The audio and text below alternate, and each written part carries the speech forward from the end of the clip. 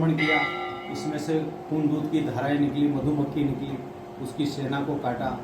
एक बाहर बड़ी चट्टान मंदिर के बाहर पड़ी है, वो उसी समय गिरी, काफी सेना उसके नीचे। इस पर क्या लिखा है वो ठीक से समझ नहीं आता, लेकिन हाँ, सूअर और गाय की प्रतिमा जो है इस पर वो साफ साफ आप देख सकते हो। हर हर महादेव दोस्तों, आज हम आए हैं प्रतापगढ़ जिले के अरनोद में स्थित गौतमेश्वर महादेव जी के मंदिर में, जहां पर महादेव जी का स्वयंभू शिवलिंग उपस्थित है।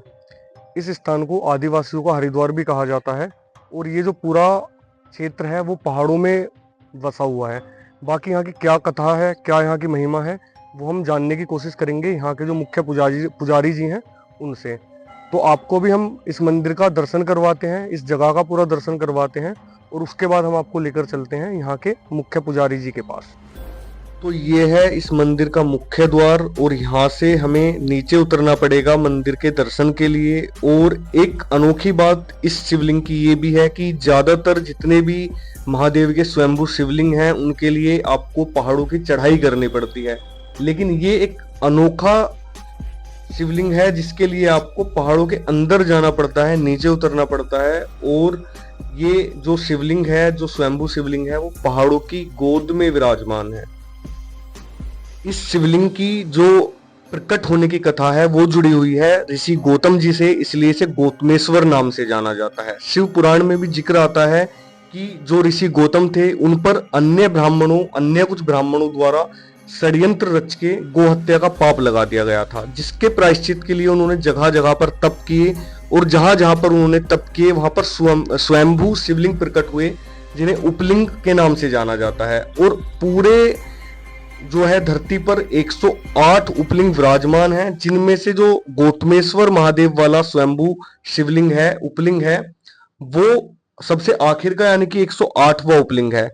तो ऐसा भी कह सकते हैं कि यह ही वह स्थान है जहां पर आके ऋषि गौतम का जो है पूर्णतः उन्हें गोहत्या से उनका पश्चाताप पूर्ण हुआ और उनको जो है गोहत्या के पाप से मुक्ति मिली। तो ये अब हम आ गए हैं नीचे और जो आपको सामने सीधे हाथ की तरफ एक छोटा सा जो है आपको एक मंदिर दिख रहा होगा, वहां पर ही यह स्वयंभू उपलिंग विराजमान है।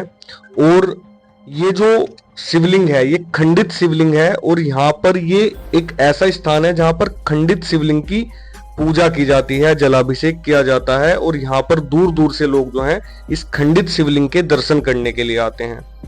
इसकी क्या मान्यता है, क्यों, कैसे ये जो शिवलिंग है, जो स्वयंभू शिवलिंग है, वो कैसे खंडित हुआ और क्यों इस खंडित शिवलिंग को पूजा जाता है, उस बारे में हम बात करेंगे यहाँ के पुजारी जी दीपक शर्मा जी से। पुजारी जी, नाम क्या है आपका?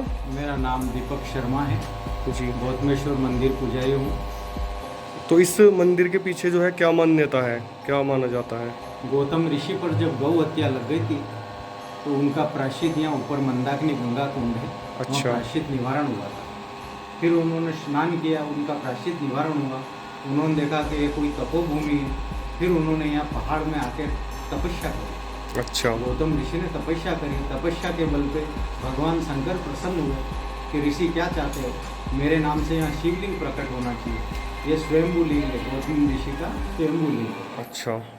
यहाँ पे फिर मुसलमान बादशाह आया, वो शिवलिंग पर आक्रमण किया, उसी समय से एक खंडित शिवलिंग है।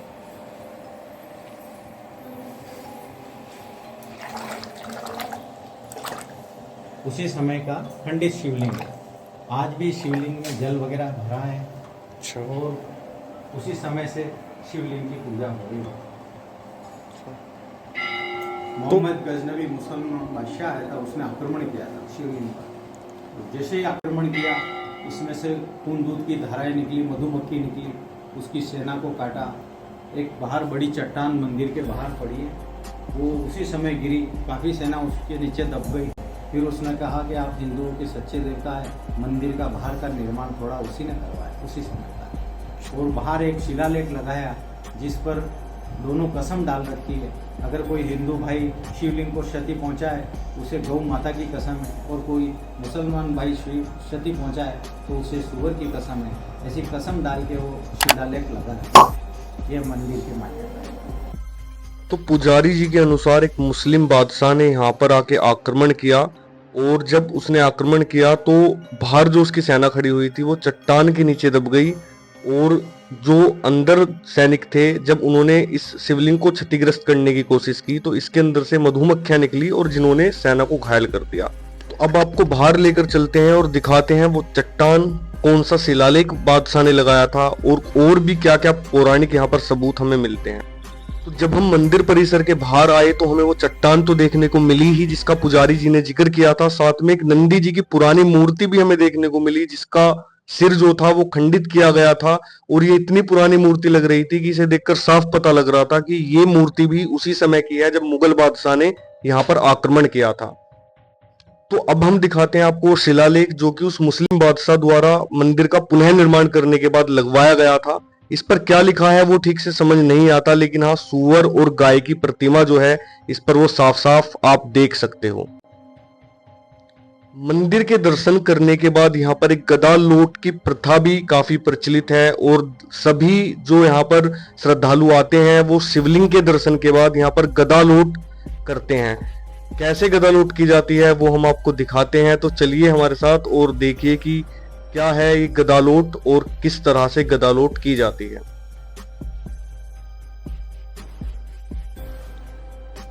बिल्कुल गर्भगृह के ऊपर जो है ये बना हुआ है और आपको ऊपर इस पर पहाड़ी दिख रही होगी, तभी मैंने शुरुआत में बोला था कि ये जो मंदिर है वो पूरा पहाड़ों की गोद में है।